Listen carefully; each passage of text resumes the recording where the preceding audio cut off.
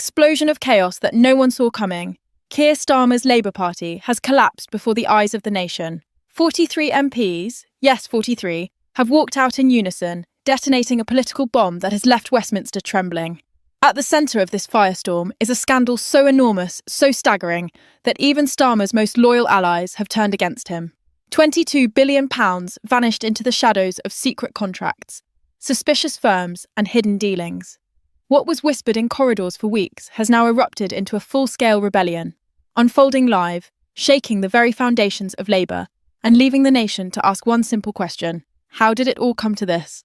The story begins not with a single resignation, but with a cascade, a tidal wave of letters and statements pouring out of Labour's front bench like an unstoppable flood. By early morning, social media timelines were ablaze.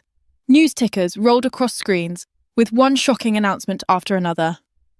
Labour front bench resignation. Another MP steps down. The shadow cabinet in ruins. Each new headline landed like a hammer blow. By noon, the number reached 43.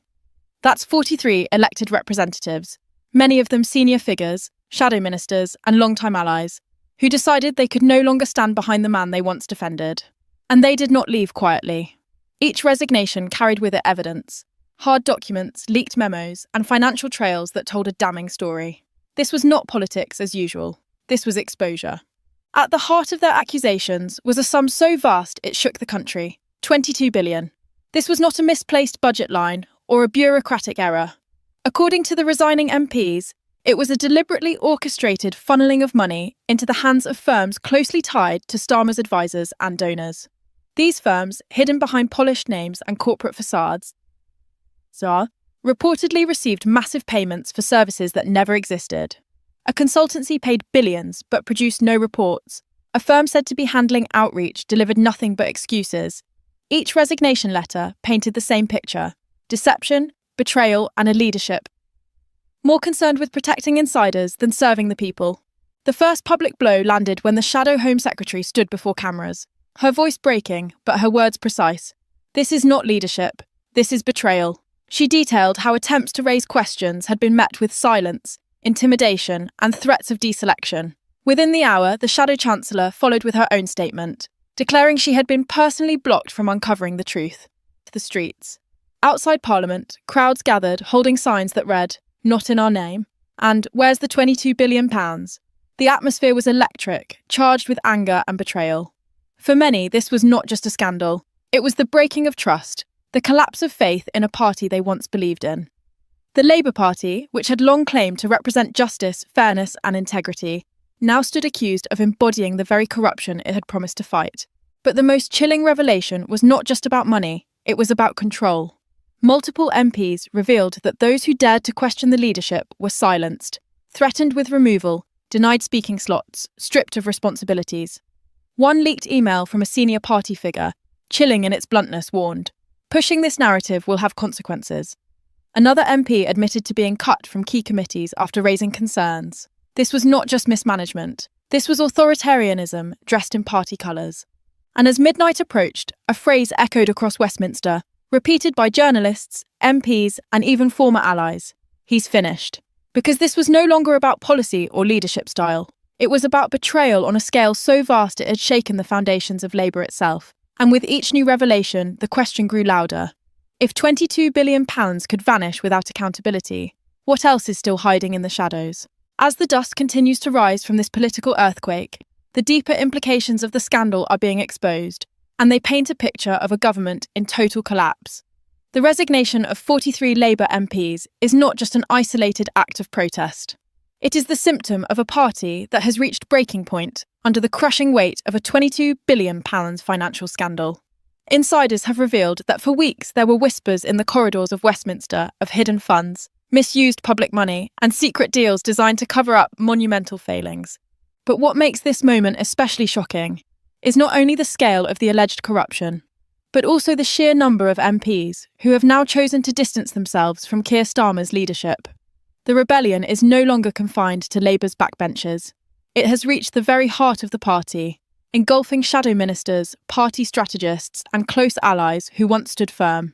This is not just a parliamentary crisis, it is a national crisis.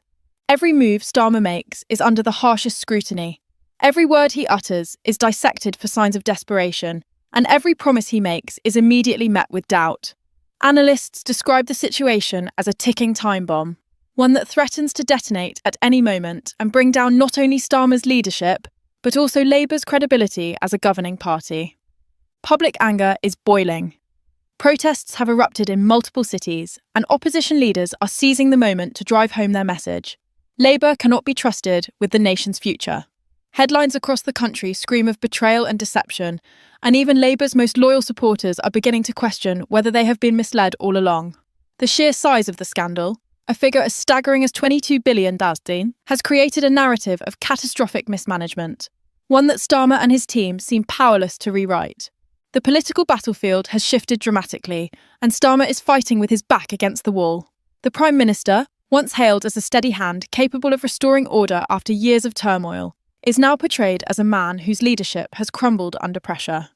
Inside, sources suggest that Starmer held emergency meetings late into the night, scrambling to secure loyalty from the MPs who remain. Yet those efforts appear to be falling flat, as more names are whispered as potential defectors, ready to jump ship in the coming days. The fear spreading through Labour's ranks is palpable. Some MPs have confessed privately that they no longer believe the party can recover before the next general election, while others openly discuss the possibility of a total leadership overhaul. The once dominant image of a united Labour Party now lies shattered, replaced by scenes of chaos, division and betrayal. What makes this scandal so unique is its timing.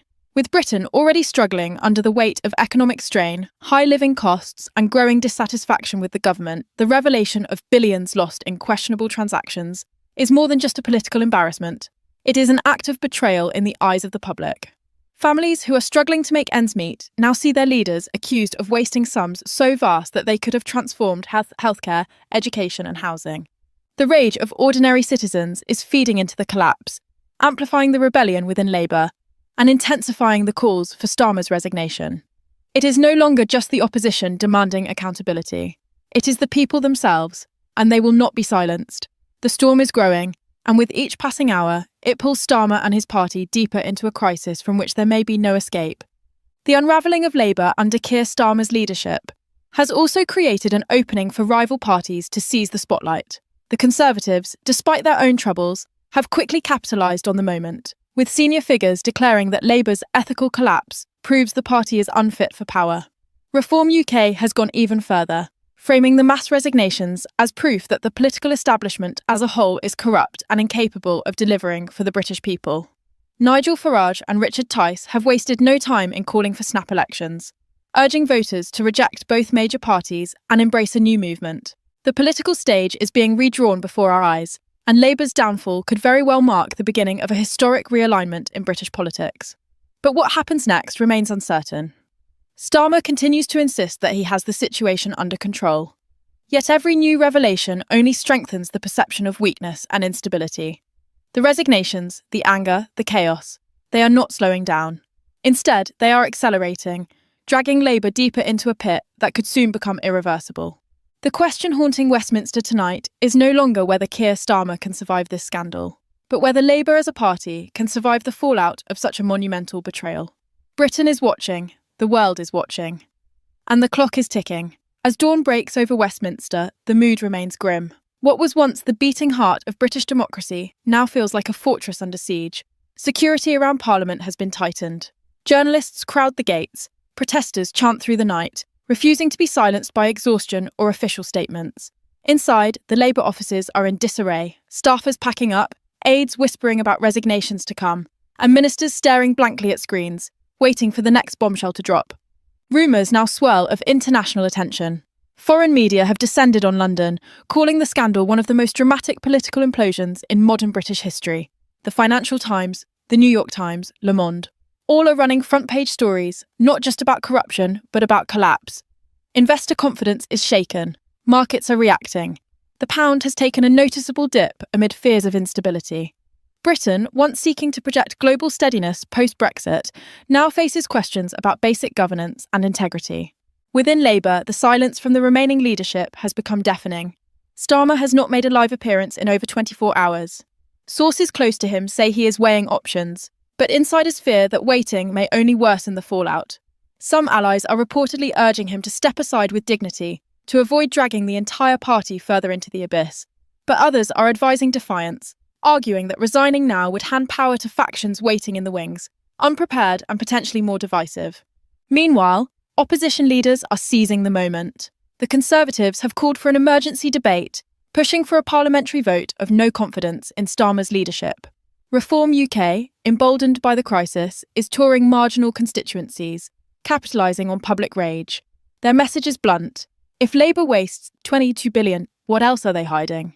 But perhaps most notably, voices within Labour itself are growing louder. A group of remaining MPs is reportedly drafting a letter demanding a leadership election within the week. Several regional leaders have called for Starmer to resign immediately to save the party from total annihilation in the next general election.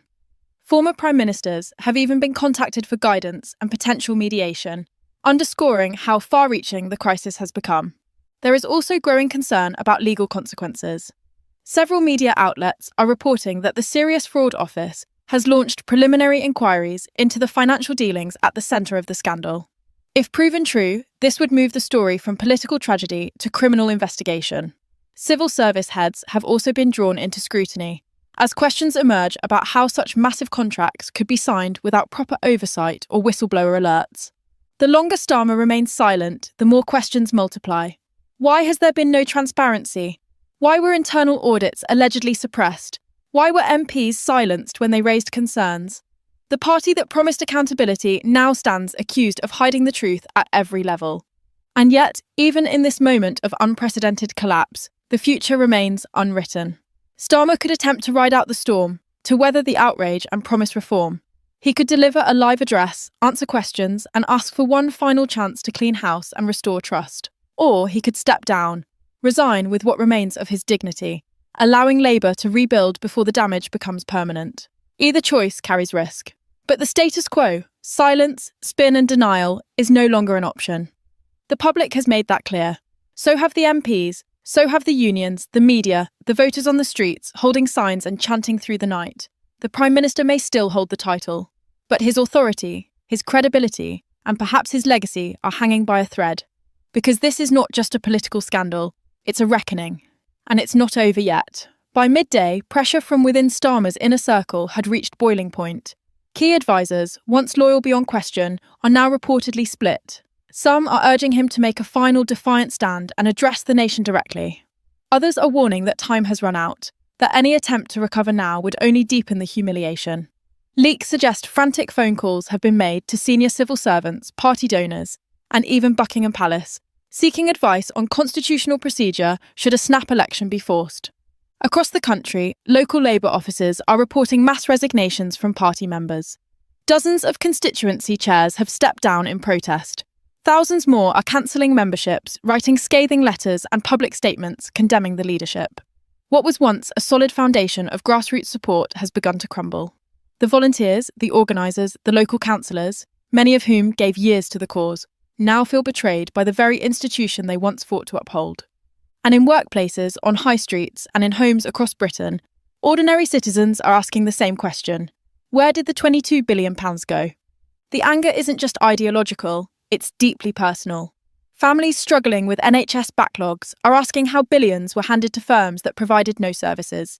Teachers watching school budgets shrink want answers on why education saw cuts, while party-linked consultants cashed in. Young voters who rallied for a better future are now watching that hope disintegrate in a cloud of secrecy and scandal. The betrayal isn't abstract. It's felt in real lives and real communities.